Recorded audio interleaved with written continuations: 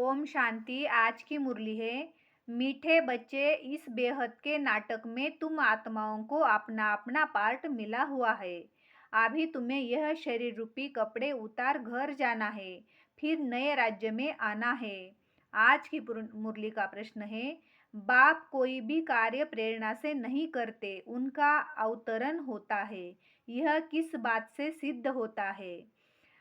उत्तर है, बाप को कहते हैं ही है करण करावनहार। प्रेरणा का तो अर्थ है विचार। प्रेरणा से कोई नई दुनिया की स्थापना नहीं होती है। बाप बच्चों से स्थापना कराते हैं। कर्म इंद्रियों बिगर तो कुछ भी करा नहीं सकते, इसलिए उन्हें शरीर का आधार लेना होता है। ओम शांति। रूहानी बच्चे रूहानी बाप से सामने बैठे हैं। गोया आत्माएं अपने बाप के सम्मुख बैठती है। आत्मा जरूर जिस्म के साथ ही बैठेगी। बाप भी सब जिस्म लेते हैं, तब ही सम्मुख होते हैं। इसको ही कहा जाता है आत्मा परमात्मा का अलग रहे। तुम बच्चे समझते हो ऊंचते ऊंच बाप को ही ईश्वर प्रभु परमात्मा भिन्न नाम दिए हैं। परम पिता कभी लौकिक बाप को नहीं कहा जाता। सिर्फ परम पिता लिखा तो भी हर्जा नहीं है। परम पिता अर्थात वह सभी का पिता है एक।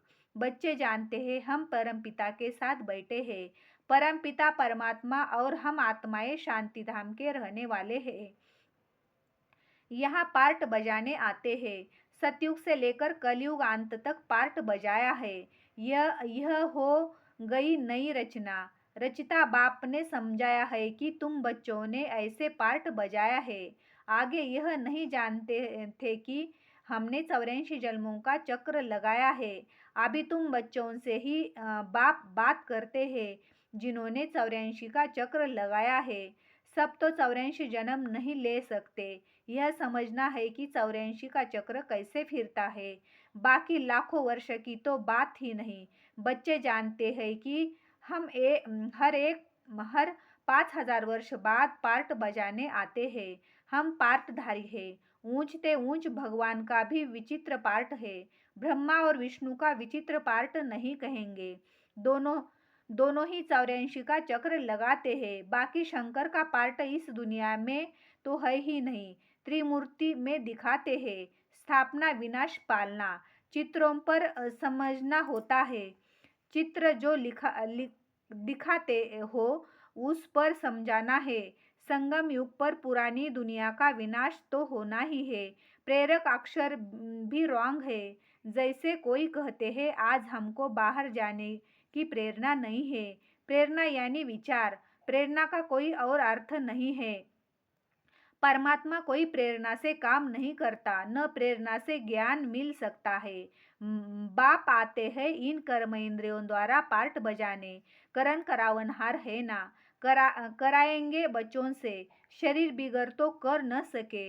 इन बातों को कोई भी जानते नहीं। न ईश्वर बाप को ही जानते हैं। ऋषि मुनि आदि कहते हैं हम ईश्वर को नहीं जानते, न आत्मा को, न परमात्मा बाप को। कोई में ज्ञान नहीं है। बाप है मुख्य क्रिएटर, डायरेक्टर। डायरेक्शन भी देते हैं, श्रीमत देते हैं। मनुष्यों की बुद्धि में तो सर्वव्यापी का ज्ञान है। तुम समझते हो बाबा हमारा बाबा है, वो लोग सर्वव्यापी कह देते हैं, तो बाप समझ ही नहीं सकते। तुम समझते हो यह बेहद के बाप की फैमिली है। सर्वव्यापी कहने से फैमिली की खुशबू नहीं आती। उनको कहा जाता है निराकारी शिव बाबा, निराकारी आत्माओं का बाबा। शरीर है तब आत्मा बोलती है कि बाबा। बिगर शरीर तो आत्मा बोल न सके। भक्ति मार्ग में बुलाते आए हैं। समझते हैं वह बाबा दुख हरता सुख करता है। सुख मिलता है सुख धाम से, सुख धाम में शांति मिलती है, शांति धाम में। यहाँ है ही दुख। यह ज्ञान तुमको मिलता है संगम पर, पुराने और नए के बीच। बाप आते ही है तब है जब नई दुनिया की स्थापना और पुरानी दुनिया का विनाश होना है। पहले हमेशा कहना चाहिए नई दुनिया की स्थापना। पहले पुरानी दुनिया का विनाश कहना रॉन्ग हो जाता है। अभी तुमको बेहद के नाटक की नॉलेज मिलती है। जैसे उस नाटक में एक्टर्स आते हैं तो घर से साधारण कपड़े पहनकर आते हैं, फिर नाटक में आकर कपड़े बदलते हैं, फिर नाटक पूरा हुआ तो साधारण कपड़े वह कपड़े उतार कर घर जाते हैं। यहाँ तुम आत्माओं को घर से अशरीरी आना होता है। यहाँ आकर यह शरीर रूपी कपड़े पहनते हो। हर एक को अपना अपना पार्ट मिला हुआ है। यह है बेहद का नाटक। अभी यह बेहद की सारी दुनिया पुरानी है, फिर होगी नई दुनिया। वह बहुत छोटी है, एक धर्म है। तुम बच्चों को इस पुरानी दुनिया से निकल फिर हद की दुनिया में, नई दुनिया में आना है, क्योंकि वहाँ है एक धर्म। अनेक धर्म अनेक मनुष्य होने से बेहद हो जाती। वहाँ तो है एक राज्य, राज को समझ एक धर्म, थोड़े मनुष्य एक धर्म की स्थापना के लिए आना पड़ता है। तुम बच्चे इस बेहद के नाटक के राज को समझते हो कि यह चक्र कैसे फिरता है। इस समय तो कुछ प्रैक्टिकल में होता है, उसका ही फिर भक्ति मार्ग में त्योहार मानते हैं, मनाते हैं। नंबरवार कौन कौन से त्योहार है यह भी तुम बच्चे जानते हो। ऊंचते ऊंच भगवान शिव बाबा की जयंती कहेंगे। वह जब आए तब फिर और त्योहार बने। शिव बाबा पहले पहले आकर गीता सुनाते हैं, अर्थात आदि मध्य अंत का ज्ञान सुनाते हैं, योग भी सिखाते हैं, साथ साथ तुमको पढ़ाते भी है। तो पहले पहले बाप आया, शिव जयंती हुई, फिर कहेंगे गीता जयंती। आत्माओं को ज्ञान सुनाते हैं तो गीता जयंती हो गई। तुम बच्चे विचार कर त्योहारों को नंबरवार लिखो। इन बातों को समझेंगे भी अपने धर्म के। हर एक को अपना धर्म प्यारा लगता है, दूसरे धर्म वालों की बात ही नहीं। भल किस को दूसरा धर्म प्यारा हो भी परंतु उसमें आ न सके। स्वर्ग में और धर्म वाले थोड़े ही आ सकते हैं। झाड़ में बिल्कुल साफ है। जो धर्म जिस समय आते हैं फिर उस समय आएंगे। पहले बाप आते हैं, वही आकर राजयोग सिखलाते हैं। तो कहेंगे शिव जयंती, सो फिर गीता जयंती, फिर नारायण जयंती। वह तो हो जाता सतयुग, वो भी लिखना पड़े नंबरवार। यह ज्ञान की बातें हैं। शिव जयंती कब हुई वह भी पता नहीं है। ज्ञान सुनाया जिसको गीता कहा जाता है, फिर विनाश भी होता है। जगतांबा आदि की जयंती का कोई हॉलिडे नहीं है। मनुष्य किसी भी स्थिति तारीख आदि को बिल्कुल नहीं जानते हैं। लक्ष्मी नारायण राम सीता के राज्य को ही नहीं जानते। 25,000 वर्ष में जो आएंगे उनको जानते हैं, परंतु 1000 वर्ष से बड़ा कल्प तो हो न सके। आधा तरफ तो ढेर संख्या आ गई, बाकी आधा में इनका राज्य। फिर जास्ती वर्षों का कल्प हो कैसे सकता? 84 लाख जन्म भी नहीं हो सकते। वो लोग समझते हैं कलयुग की आयु लाखों वर्ष है। मनुष्यों को अंधेरे में डाल दिया है। कहाँ सारा ड्रामा 5000 वर्ष का, कहाँ सिर्फ कलयुग के लिए कहते भी है। अभी 40,000 वर्ष शेष है। जब लड़ाई लगती है तो समझते हैं भगवान को आना चाहिए, लेकिन भगवान को तो आना चाहिए संगम पर। महाभारत लड़ाई तो लगती ही है संगम पर।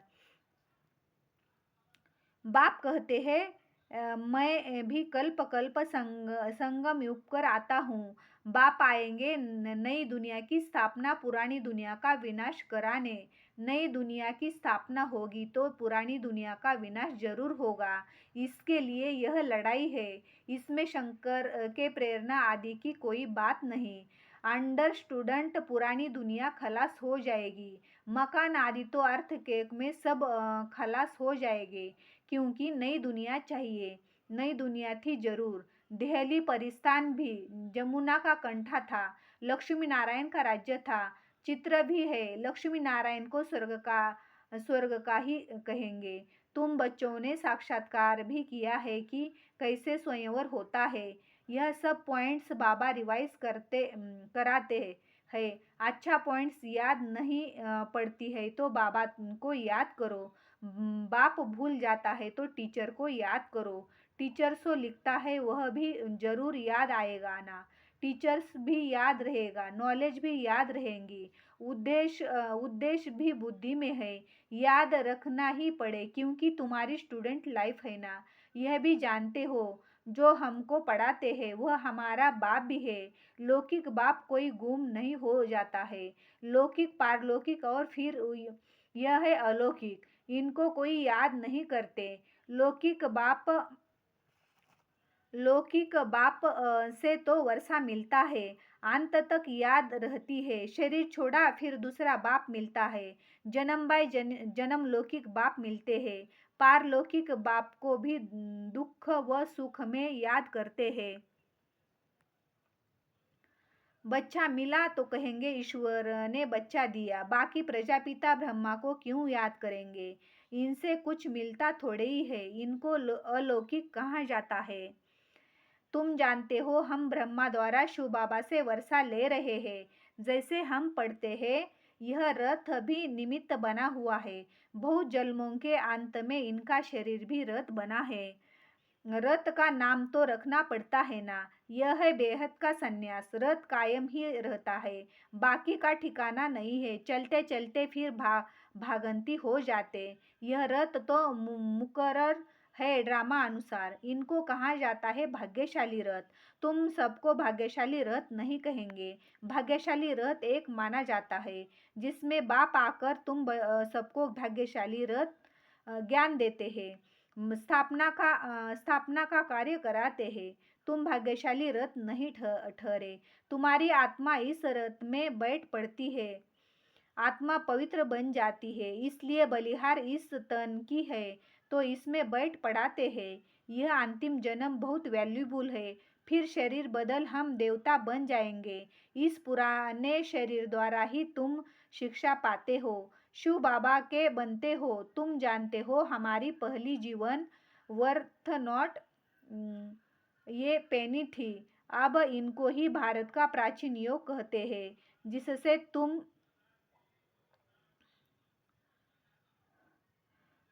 अब इनको ही अब पाउंड बन रही है। जितना पढ़ेंगे उतना ऊंच पद पाएंगे। बाप ने समझाया है याद की यात्रा है मुख्य।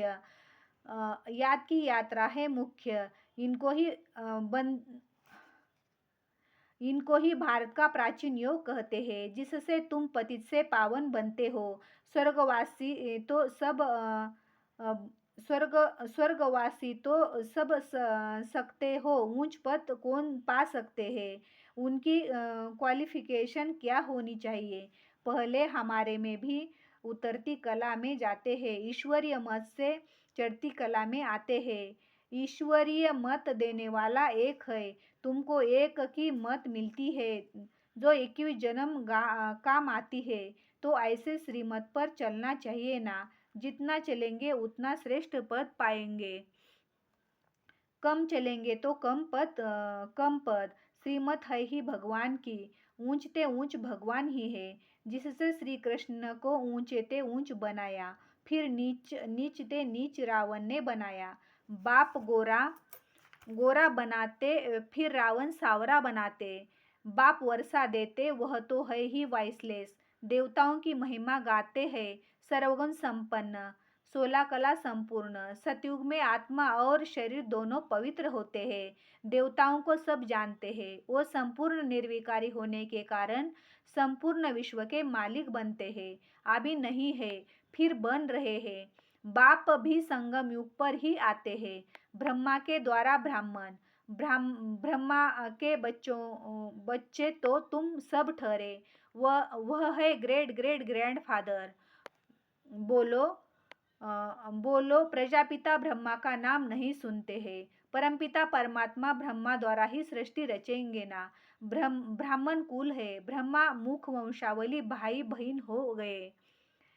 यहाँ राजा रानी की बात नहीं, यह ब्राह्मण कुल तो संगम का थोड़ा समय चलता है। राजाई न पांडवों की है न कौरवों की। अच्छा,